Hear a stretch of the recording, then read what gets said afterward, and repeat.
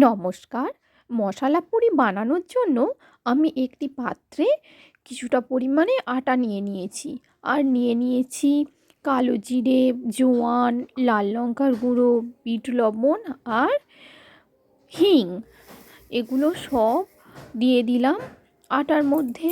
এবারে শুকনো একটু ভালো করে মিশিয়ে নেব, হাতের সাহায্যেই করছি। মিক্স করার পরে এবার এর মধ্যে অল্প অল্প করে জল দিয়ে মেখে মেখে একটি আটার ডো তৈরি করব।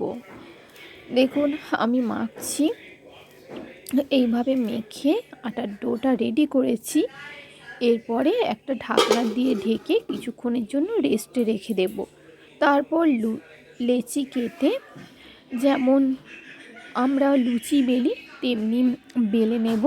তারপরে কড়াইতে তেল গরম করে একটা একটা করে ভেজে নিলেই তৈরি হয়ে যাবে আমাদের মশলা পুরি বা নামকিন পুরি।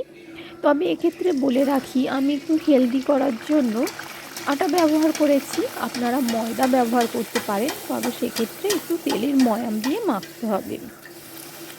দেখুন কি সুন্দর ফুলেছে। আর এটা যেহেতু নিজেই একটি মুখরোচক টেস্টি পদ, তাই এটা শুধু শুধুও ভীষণ ভালো লাগে। আমি তো চায়ের সঙ্গে সার্ভ করেছি স্ন্যাক্স হিসেবে।